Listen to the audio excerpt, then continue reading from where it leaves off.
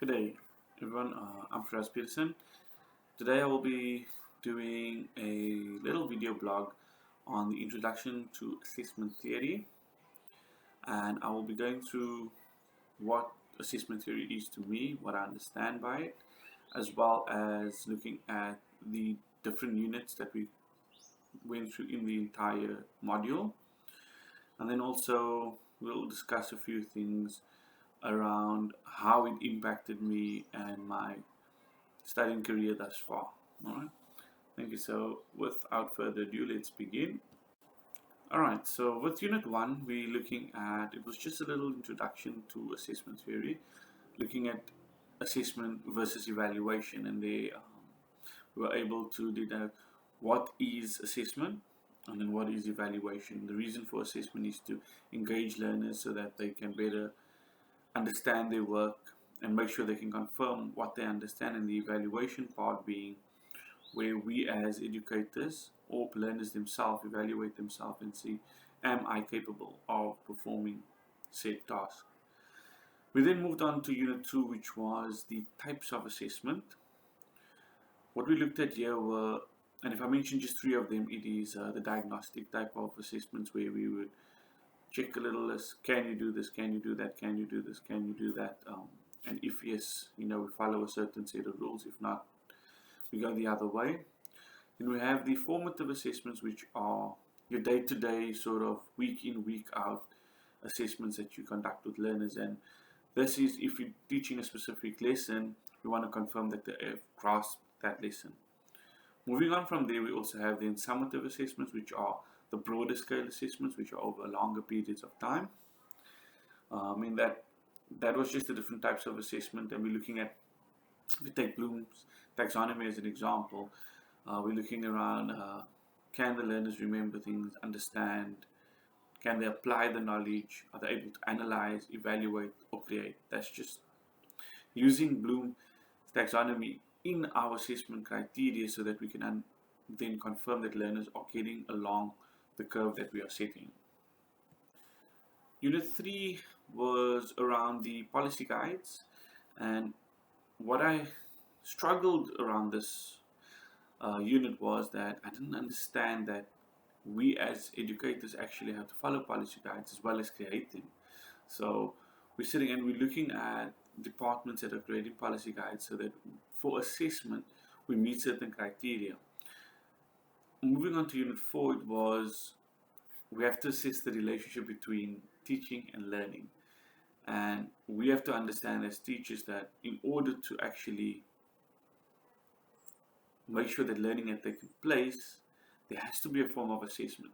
Now, it doesn't necessarily have to be a formal test, but this is what I understand. It doesn't have to be a formal test, but if we at least can confirm that the learning is taken place, it sort of inverses back to teaching and learning, teaching and learning.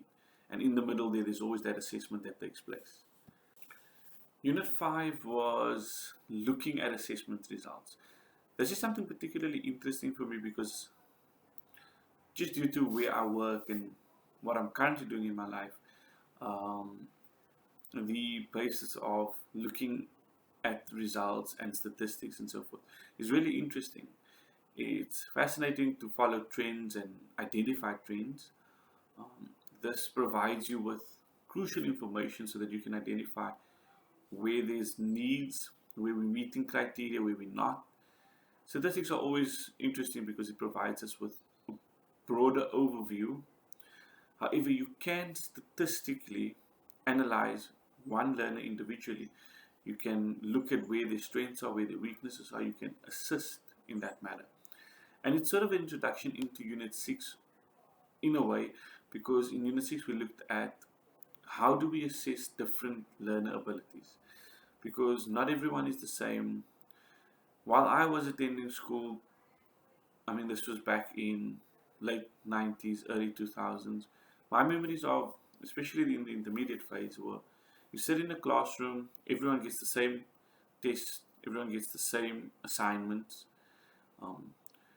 and it's sort of expected that everyone produces the same type of work, whereas not everyone is the same.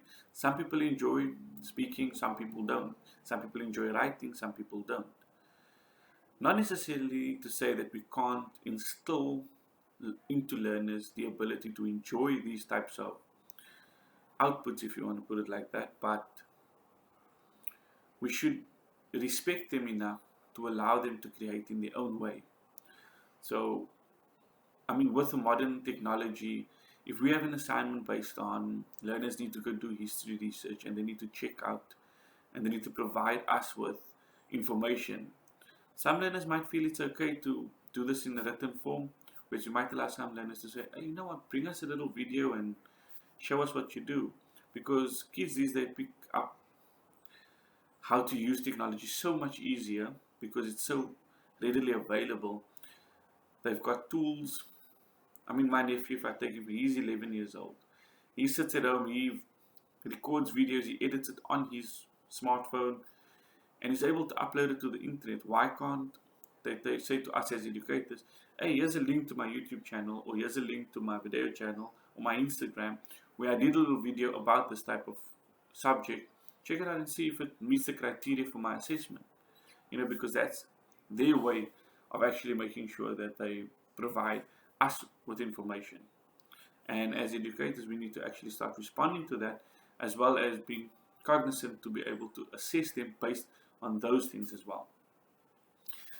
Again, it's a prelude to Unit 7 now, where we're looking at self-assessment, assessment of learners, and assessment of teaching. So you see, the word assessment is not only prevalent to learners or to the students sitting in the classroom. Everyone needs to assess. So if you self-assess yourself, you have to look and say, what am I capable of doing? What am I incapable of doing? And more often than not, a lot of teachers that actually self-reflect, from what I understand, and this is something that I'm learning as I go through, education was not something I was interested in my younger 20 years. But after the age of 23, 24, I started wanting to become an educator. The more I thought about it, because I was battling with what do I want to do, and this is where this unit actually had the most impact with me. Because it's not only that we need to teach new individuals or new learners or all learners how to self-assess, we need to teach them how to assess us as educators. That constructive feedback is what improves the learning experience year in, year out. And that was the assessment theory, or the introduction to assessment theory module. What can I say? It was quite interesting. There were a lot of fun tasks to do. One of the most fun ones I had was the workshop.